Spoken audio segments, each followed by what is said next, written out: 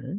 The last talk of this session is by my friend and co-director of the Minerva Center, Professor Angelika Berlejung of Leipzig University, who will speak on nonviolent resistance in the Hebrew Bible, what women can and should do.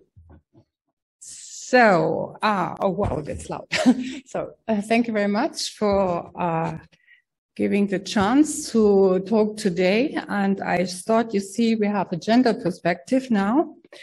And I just wonder how this moves. I'm an Apple user, so I'm not familiar with this kind of mouses. A different religion, I see. So, you see, I'm going to start with a short introduction because when I was wondering if there are any attestations of nonviolent resistance of women in the Bible, my first answer was no, but then I thought, okay, if I do not talk about nonviolent resistance on a collective level, but on individual level, there are some more examples. Just to give an introduction into the gender roles in antiquity, it's what you see on the first slide. So the women have not a real presence in the public life, but they work in the inner houses, and their tasks are housekeeping, and they are not doing far distance trade and do not appear in politics at all. There are very few exceptions, and you will know, and you will meet some now. There is, in fact, an option for nonviolent resistance in antiquity for the normal woman, so the woman who is not a princess or a queen. So she can refuse to work in the house, no cleaning, no cooking. She can go into birth strike, which is only perhaps inverted in Genesis 38. She can become quite active by bypassing and mocking the husband.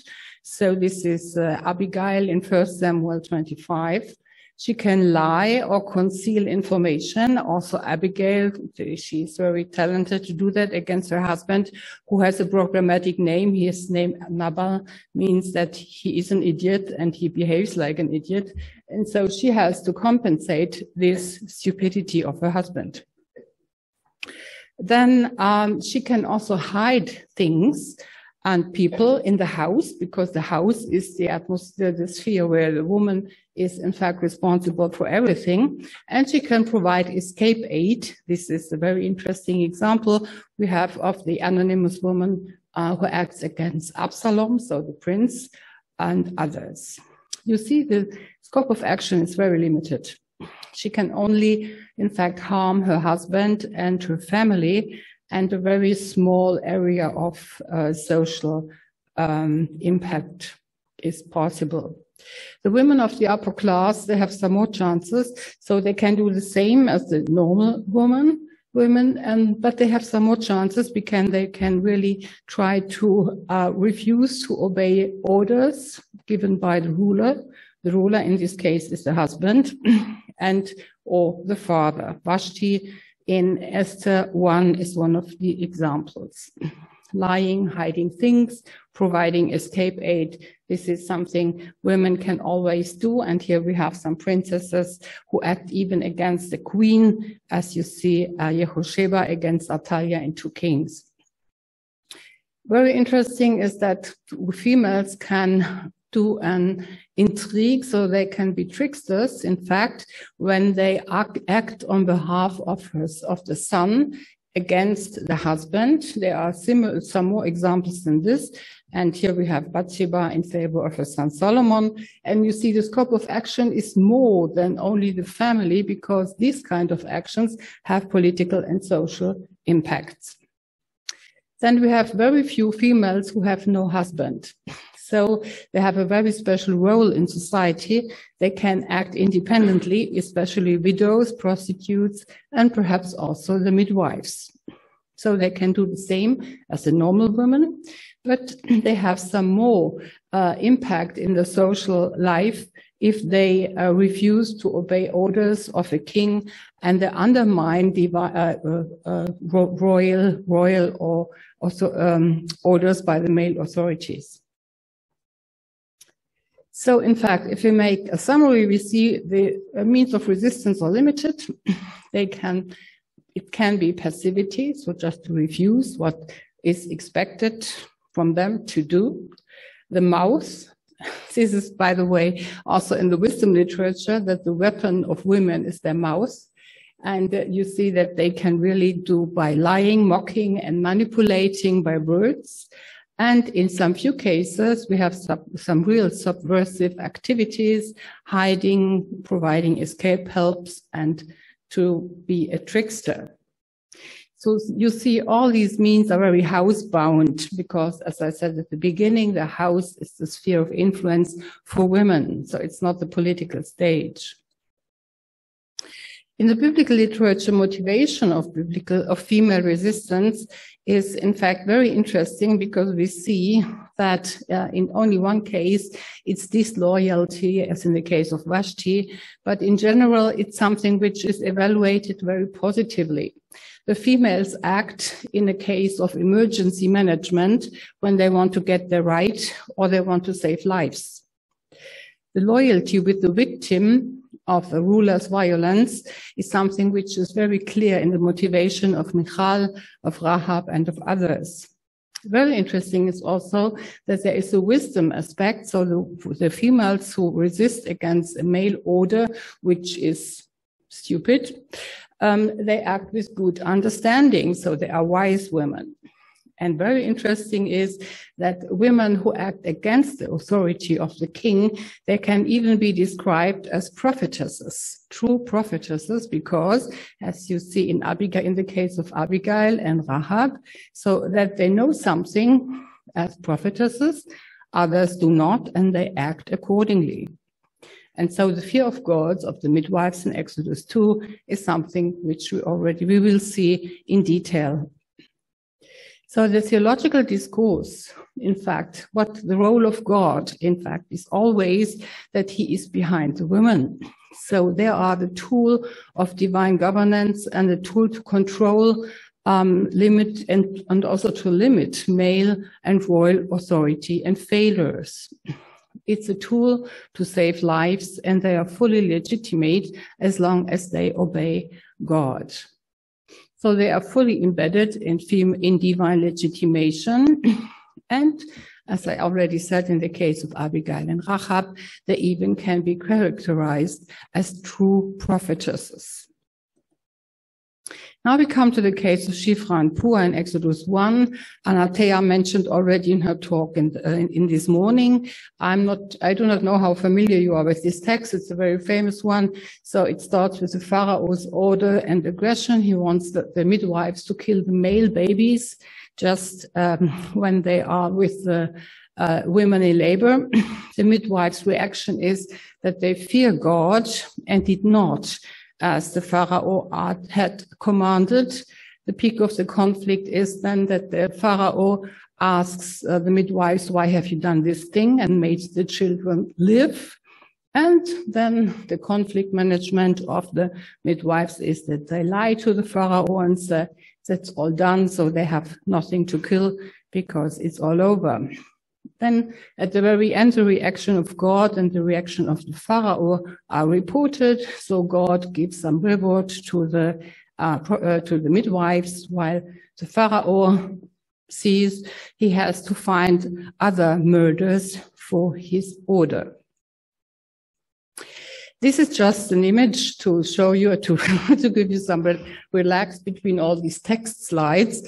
And here you see some ancient images of midwives, and you see that there are always two. So that we have two midwives in Exodus 1 definitely relies to what has happened in reality. A woman in labor needs two midwives, and they act as a team. And this is also the case with Shifra and Pua. They are characterized in the text by their social self. They are not individuals. They have Hebrew names, their profession is mentioned.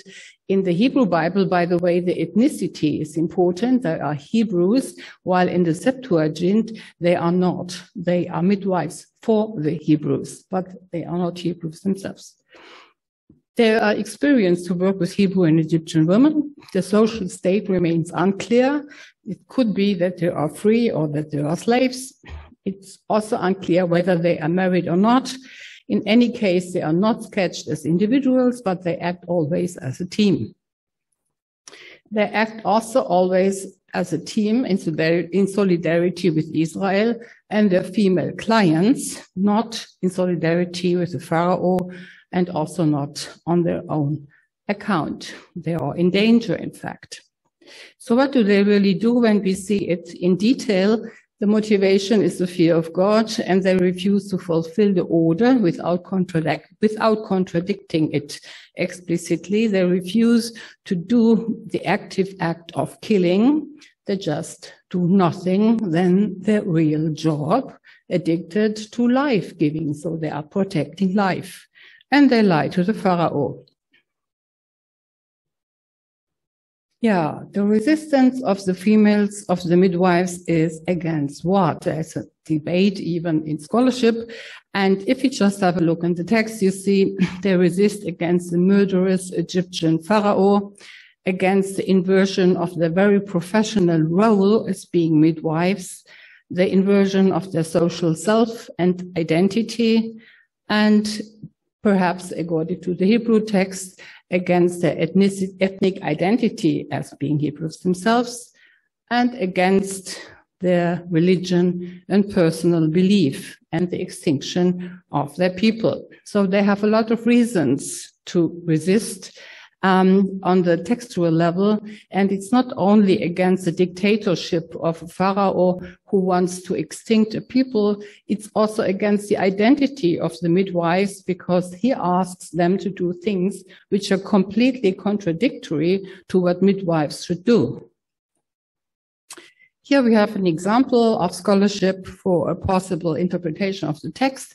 Gail Yee, she's a theologian from the United States, and in her view, this is a very political story where the Egyptian dictatorship, in fact, is a metaphor for Persian colonialism. So Exodus 2 would be a paradigm for resistance against Persian colonialism. And of course, her dating of the text fits into this idea. Here we have another colleague, also from the United States, Robert News. I don't know how to pronounce it exactly. For him, it's a more general story, because this story is call to resist against dictatorship in general. The quote is, the text is a general, at the end of the slide, the text is a general critique of power and the wielders of power. Its author wrote an assault upon tyranny and the corresponding affirmation of human freedom and equality. You see, it's all about resistance. The question is this a Persian colonialism? Is it dictatorship in general? In my view, I think the story has more than one dimension, and it's definitely a story of non-violent resistance, but it's also a story of conflict management, which provides, let's say, a help for decision-making in cases where women are in situations where they get orders which are against their identity and against their profession, their ethnicity, and whatsoever. So Exodus 2 is a lesson on personal responsibility and resistance, and that these two factors have to counteract male governmental and structural failure. Personal belief addicted to God legitimates the breaking of social hierarchies and is a good legitimation of disobedience against human authorities. Dictatorial pressure to betray loyalty to God, to betray one's own in-group and one's own identity, profession, gender, clients, and social self has to be undermined. The morality, so the responsibility to protect life, has the very highest prioritization according to this text. So, in fact, the summary is the fear of God, and the protection of life can make you subversive, because, in fact, we all know pharaohs are everywhere. Thank you very much.